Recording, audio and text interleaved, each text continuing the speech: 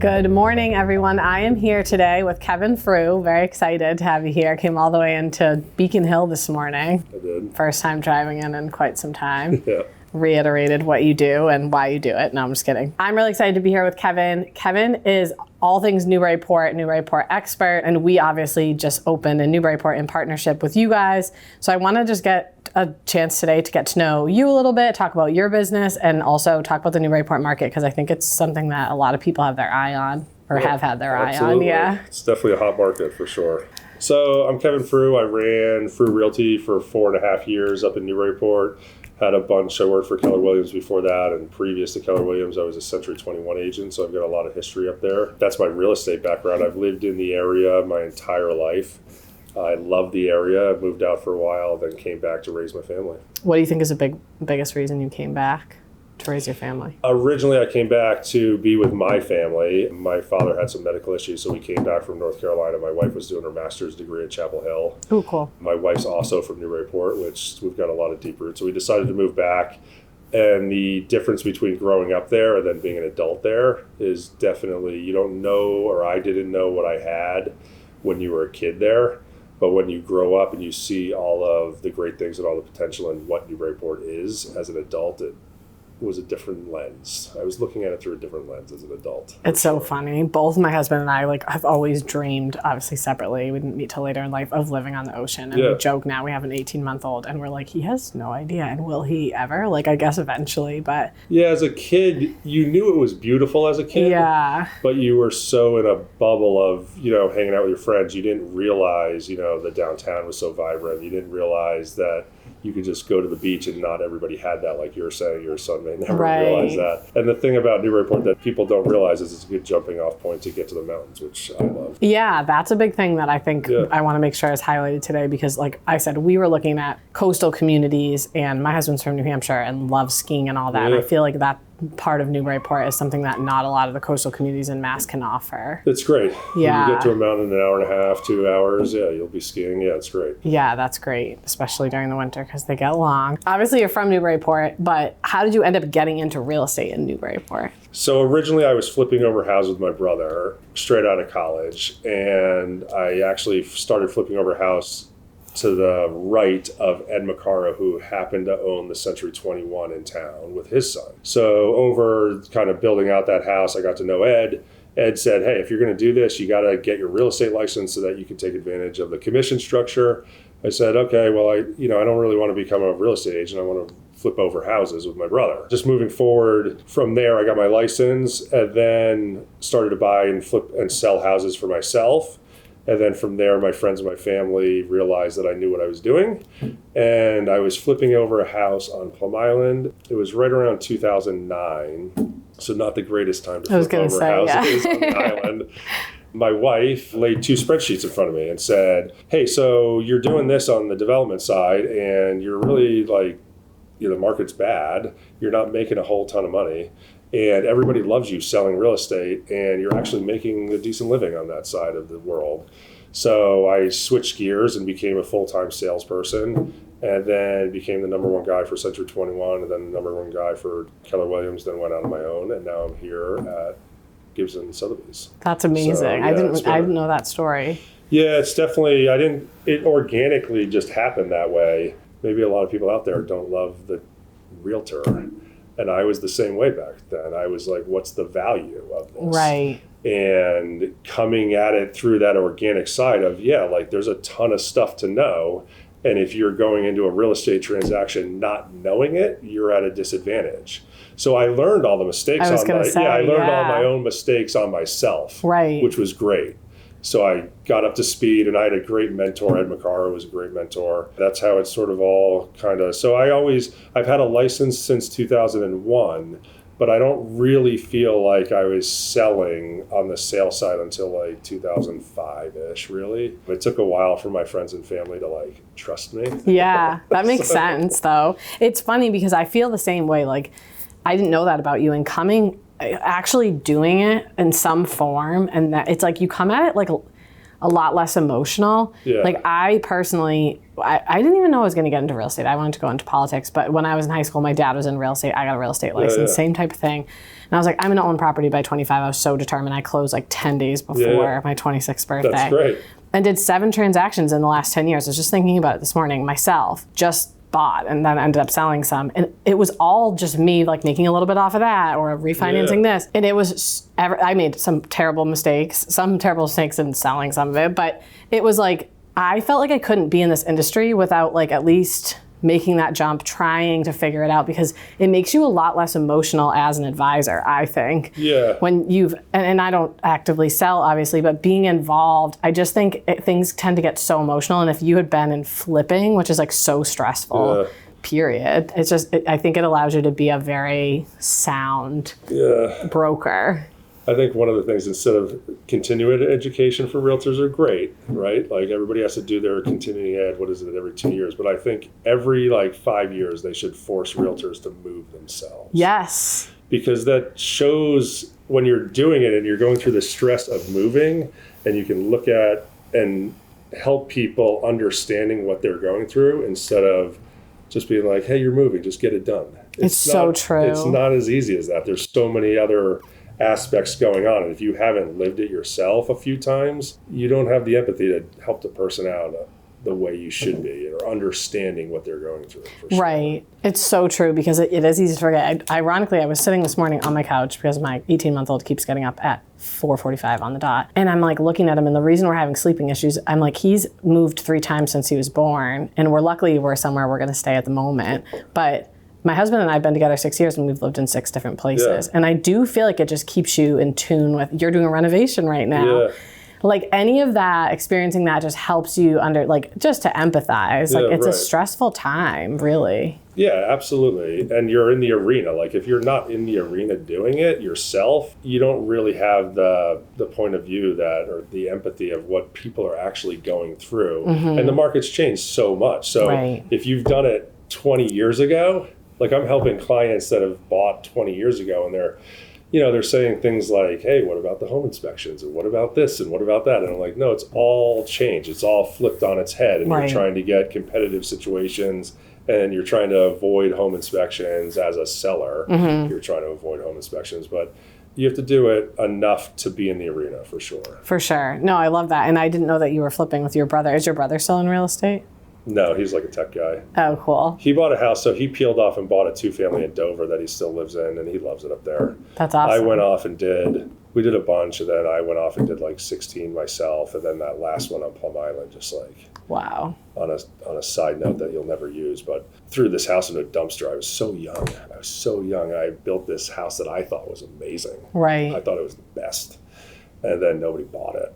And then there was a house that got pushed into the ocean from erosion. And I was like 27, maybe 26. And I had like $750,000 of hard money over my head, and this house wasn't selling. And like Allie was newly pregnant, maybe, stressed out. So anyway, we got through that. After like 2 years of the development, the financing, the construction, I was also swinging a hammer, right? I was working, so we did that for like 2 years. It was awesome. I would work, and then I would take my dog to the beach and walk down the beach. But then after that, like after the 2 years, after all the dust had settled, I had like lost like $12,500. And I'm like, I just wasted like 2 years of my life on this bullshit. Right. Oh and my that's God. when Allie gave me the come to Jesus of like, right. Hey man, like you're really good at this. You're like not so great at this anymore. That's amazing. So, like, yeah, that's what happened. Oh my God. It always is. I feel like it's the wife that's like, hey, I've been watching this. I need to just kind of like, when do I say it? Allie's great at that. Allie's great at, because I'm more of a feel, like it feels good. And like, we're doing it. We're moving and shaking. And Allie has taught me that you can feel that way, but when you break it down on a spreadsheet, it's not the reality of what you're living. Yes. And she's very good, and she's very kind about like saying, hey, you may feel like you're a rock star, but you're sort of, on paper, you're not a rock star. You like think you're a rock star because you feel good by like flipping over houses and, living the dream, driving around in a truck with your dog. But the spreadsheets don't lie. That's amazing. I need to start using that. My husband and I are somewhat similar, but I always just kind of say to him, this is a whole separate podcast, I feel like maybe I want to be like the feel-good one sometimes because it's always like, you're so practical. It's like, I have to be practical. That's because, a struggle we have too. Yeah, you have to, but you balance each other out. Yeah, she's so much more about the numbers and like she's very good at staying in reality. Whereas I want to be fun. I want to like go fishing and like play a bunch of golf and like make it fun. And I think that's why I'm good at like the sales belly to belly, because it's fun. Yeah. You still need to know your stuff. You need to know it. Oh, the other thing that I was just telling somebody the other day about how I love Gibson is like, I've been doing it for 20 years, right? So 2 decades. So I know what I'm doing. Right. And then I've got a good book of business of like past clients. And then you layer on Sotheby's and it's like a showstopper. It's like a total game changer. We always say those are the 3 layers. We have to align with good culture fits for agents. That's front line. That's right there. Then we have the Gibson layer. Yeah. Independently owned, buck stops here. We're real people doing something different than really anyone else in the state. And then we're backed by this incredible brand that has this huge reach. Another amazing network of people. I know you just went to the global networking event and really saw that. Yeah, that was great. It's cream of the crop. It's a really great. It is cream of the crop. Yeah, for sure. It's just a great brand that's been really well maintained. We have great relationships across the globe with owners and stuff, but it's not just that. You need to have the full package. And here we have that 3 layers deep, and it's like, there's nothing that compares to it. Everybody's paddling in the same direction. At Keller Williams, it was like, do whatever you want, make up your own signs, create the team the way you want it, like all this stuff. And it's like, everybody here is paddling in the same direction. Right. Which is powerful because everybody's not scattershot. Yes. So. Yeah, we are very big on like, you just said it, most real estate agents have specific personalities and they thrive going out and selling, doing like the stuff that really matters, the relationship piece. And we just want to backfill everything else so that it's consistent and it works. It really does work for people. The thing that you guys should sort of somehow articulate is that, and I don't know if it's just the Newburyport market, but like RE/MAX, for instance, like there's one person behind the curtain at RE/MAX. There's one person behind the curtain at Bentley's. There's one person, or there was one person behind the curtain at Fruh Realty. And there's one person behind the curtain at like William Ravis. But you guys have somehow created that one-off family company that's like typically one person, like a mom and pop, but you've been able to grow it out to an entire state level and scale it, which was always Allie and I's dream, but to see it being executed is insane. So I don't know how you guys articulate that of, we are a mom and pop, but we're gigantic. It's funny, this podcast was my answer at the start of the year. I said, we need to stop being the best kept secret. If I hear one more person say we're the best kept secret after we recruit them, it's not a good thing. I also think it's a good thing in a way that like we're actually just doing, we're not talking. Right. A lot of our competitors, it's all smoke and mirrors. It's a lot of talk, a lot of sizzle, no steak. And we're too busy doing it to like properly articulate it. But we have to figure that out. And that's what we hoped would happen here, because I've had a lot of like our leadership team on to try to like just show everyone what the culture is, what the depth of like our team really is behind, and having our agents on to sort of like, we're not telling you what to say, but everyone's kind of saying the same thing. I have a little bit of that in my own business where it's like, you do a really good job and you want to scream it from the mountaintops, but it's not in your personality to scream it from the mountaintops. So people have to find out organically one at a time. So I feel the same way. Yeah. Getting to scale, like you said, it's really tough. And I was just talking about this morning. I always said like scaling. I've been in this since 3 offices and we're almost 30. Yeah. And scaling has been like the buzzword, but scaling the culture has been the biggest thing that I've thought about, and like the biggest challenge really, because it is. It's like we need this. Yeah, keep it tight. And keep it the way you want it, and keep it the way that's worked. But it's all in the people. Like those layers that between the agents and the staff, like we have to be so picky with who we align with, because that can slip in a couple of the wrong choices. I'm excited I got picked, so that's... Hey, you picked us. Can you tell us a little bit about how you run your business? I know everybody's a little bit different, but just like your team. I know you mentioned Allie too. Yeah, so I run my business, and I've always run it this way, is very belly-to-belly kind of personal relationship style, very little internet lead generation kind of thing. There's a woman who used to work for RE/MAX, Margaret Cargill, I basically modeled my career off of her. She was very belly to belly, high service, one client at a time, recommending you down the line to build your book of business. She was a family friend of my wife's family, and that's how she kind of got on my radar, but she is the one that I model my business after, for sure. That's awesome. Yeah. I think that's so interesting because, like, especially after COVID and after like all of the work from home, like we always said relationships matter, and that, I mean, everybody knows if you can get your business to a point where it's mostly referrals, that's the dream. Yep. And there's a reason for that. And I think that after COVID and everything going more digital, we almost like doubled down. Like, it's even more important now to run your business that way. Like, it's not casting a wide net for internet leads. It's just not the whole style that internet people are looking lead for. conversion model was never I'm just bad at it. Right. I'm just bad at it. I want to really get to know the person I'm working with and sort of fill in the gaps that they don't even know they have to get them to where they need to go.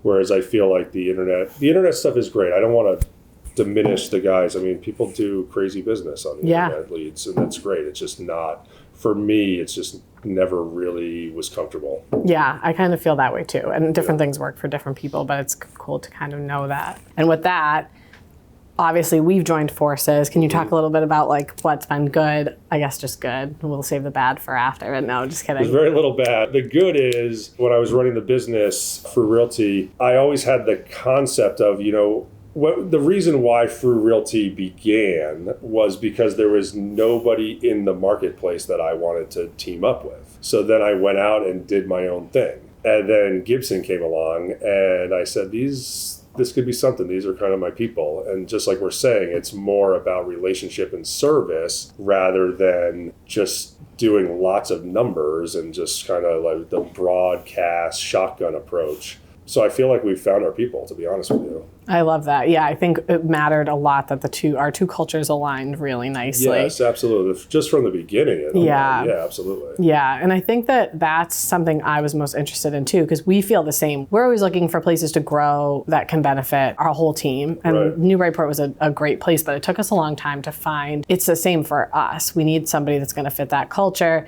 And I think what's so interesting about Newburyport, and I'd love to talk about like how it's changed over the years too, is that this option didn't really exist. I feel, and I don't know if you agree, I think that there's a lot of people like yourself that are really hardworking, incredible, independent brokers. And then there's really, really big corporate companies that are run from out of state. Yep. And we sort of were able to marry our model with your model, which was similar, but we have your local presence and your knowledge and are not so corporate, but big enough that we can put that boost behind you. And I think that it's something that hasn't been offered in the market yet from a consumer standpoint. So from my point of view, from my POV, it's all of the operators are independent operators. They're like one-offs, right? So when you guys came along and said, hey, I'm a one-off sort of, like I'm a one-off leadership team. I'm not a corporate leadership team. Right. But I have a huge footprint. I mean, that's compelling for sure. Yeah, you need both, I guess is the point. And I think it's something interesting from a consumer perspective that this is now an offering that we have together. We wouldn't have one without the other, really. So it's been a really great partnership. And it plays very well because I've already seen it play out where Newburyport opportunities are being purchased by people that wouldn't have seen it because you don't have a big enough footprint. The locals don't have a big enough footprint, so you're expanding the eyeballs down the coast of Massachusetts, which has helped me out on a few deals already. Yeah, from a seller perspective, for sure. Seller perspective and a buyer perspective, because you're getting inbound information on coming soons that are not really in your marketplace. Yes, absolutely. Sure. No, it's awesome. We actually just did a sale on sight unseen, a family in Switzerland in Newburyport, but on the North Shore. And I was thinking to myself, like, that never would have happened without the marketing and the layers of exposure that we have. And it was a family that just was moving and needed something, but it was like they got this crazy price and the seller was shocked. It's like that truly wouldn't have happened if you had just the local. And that's the client-centric side, but on the agent-centric side, I gave out a referral to the South Shore, which I was showing property on the North Shore, and the client says, hey, I want to go look at property on the South Shore. In my past life, I would have tried to facilitate that, but in most cases that wouldn't have happened. And in this case with Gibson, it's very easy to facilitate going out of your general area so that you can keep servicing people. Yeah, and service them as a team. Yeah. Because that's your teammate that's helping them. Yeah, so absolutely. Everybody's on the same page versus this very fragmented process. And James had a great experience with the South Shore agent, which makes me feel good. So it's all good. And it's a reflection on you too. Yeah, so it's a nice touch. It's funny, I feel like that's what I wanted to get into, is just how has the Newburyport market changed over the years, and especially after COVID. And I do think that that's one of the things I've noticed in some of these markets is a lot of buyers are like, we'll look here, but we're also going to look here because everyone has a little bit more locational freedom.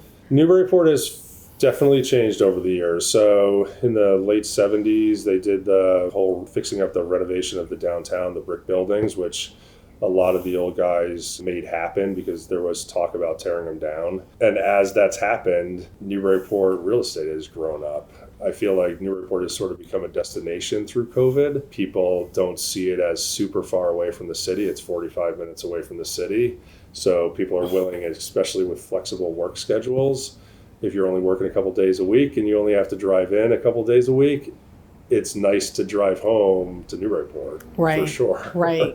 And a lot more people, or more and more people, are doing that only 2 days a week in the city, or 3 days. COVID has definitely, the demand has increased during COVID, just like everywhere else. The prices have jumped due to COVID, and it just goes back to supply and demand. There's just not enough supply, and there's a lot of demand for that lifestyle in Newburyport, and it's a great lifestyle. You've got restaurants and water and beaches and boating, and the list goes on. Can't go wrong. So what do you think? Do you have a prediction? Obviously, we just kind of went through the evolution and how we've got here. What do you think it looks like going forward, especially with kind of the inventory and things remain tight? Yeah, things will definitely remain tight. Stephen Karp and Newburyport Development own a lot of the waterfront property downtown, so they haven't developed it yet. So Newburyport is still in a position where there's going to be a big push eventually. We'll see what happens. I mean, I've lived there my entire life, and they've been talking about the waterfront for a long time.